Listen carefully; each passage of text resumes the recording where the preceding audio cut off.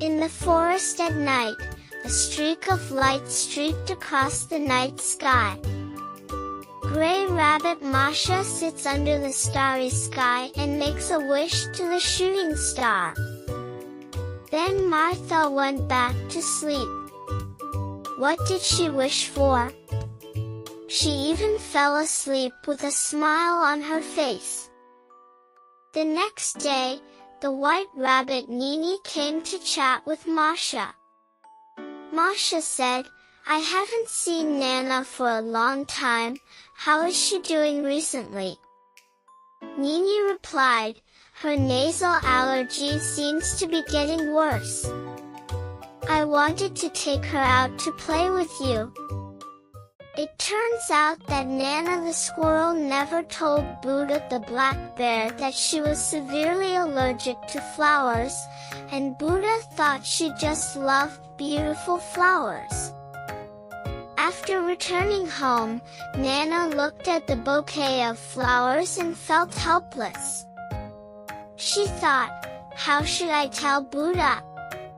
In fact, sometimes we think too much about things, so we should just say it directly. At this time, the raccoon Kaka and Buddha were having lunch. Kaka told Buddha that Nana had a serious nasal allergy. Buddha was surprised and asked, "Why didn't Nana tell me?" Kaka replied, "She was afraid that you would be unhappy." At this time, on the other side of the woods, the little yellow duck Fili was walking alone when he found the caterpillar Dada following him quietly. Fili suddenly turned around and faced Dada. He said, "Do you want to play with me?" Dada was a little embarrassed and answered, "Yes." It turned out that Dada's only friend, the chicken Luluo, was sick, and he felt bored being alone.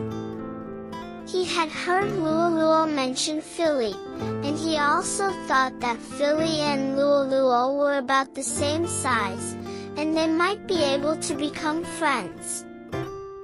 Fili took Dada to the river and wanted to swim with him, but it turned out that Dada not only could not swim but was also afraid of water. Just when it was about to touch the water, Dada turned around with his tail and climbed onto Fili's back. Fili was a little at a loss. As soon as Fili entered the water and hadn't swam forward, Dada started shivering on his back, and the shivering was so frequent and strong. Dada kept stroking Fili's head with his little paws and kicking Fili's back with his little feet. Now even butterflies couldn't help but fly over to watch the fun. It was just a short river, but before he even reached the other side, Fili was exhausted. Dada kept kicking him and pushing his head into the water. Fili drank a lot of river water.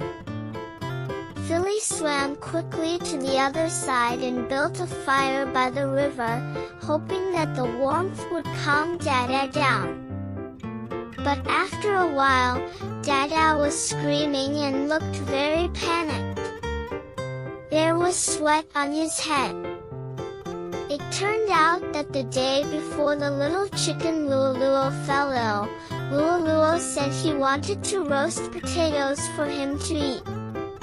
A small accident happened when making the fire, and Luluo almost turned into a potato chicken.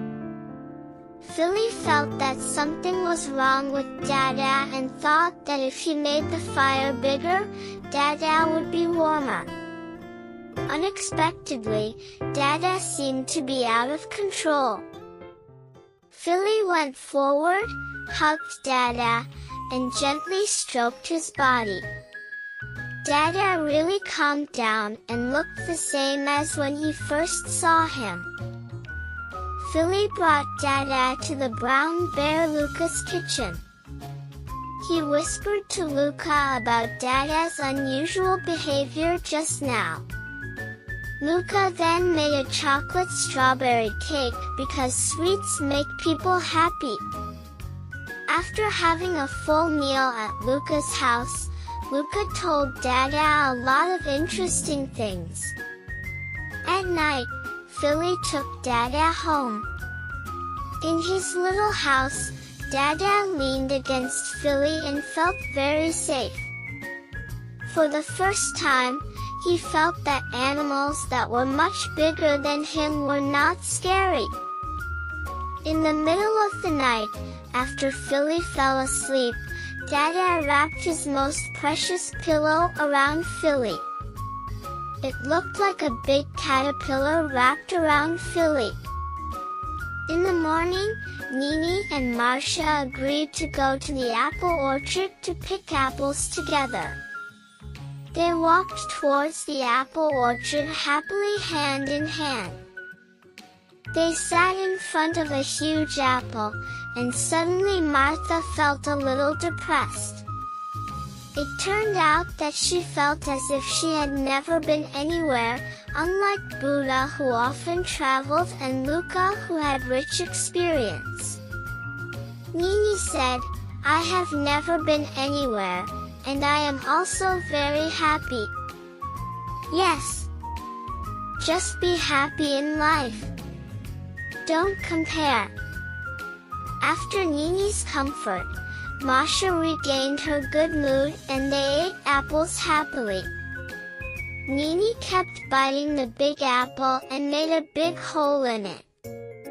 When she got tired, she bit the small apple again.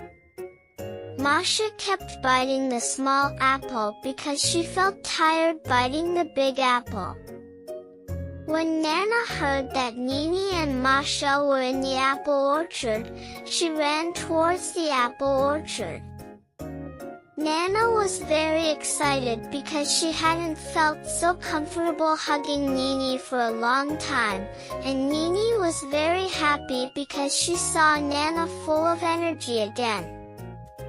On the first morning after Chicken Luo recovered from his illness, he went to find the caterpillar Dada.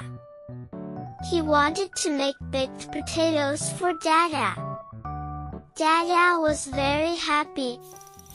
He climbed to the top of the grill to watch, for he was afraid that an accident like last time would happen again. But Luo felt very unsafe when watching Dada's shaking, so he finally moved to a sunny place, made a small fire, and roasted potatoes while eating them slowly. The sunshine was very warm, and he was in a very happy mood with his good friend by his side. On the other side, Kaka and Luca were eating lunch and chatting. Kaka said, "I heard that some new friends have moved into the forest recently.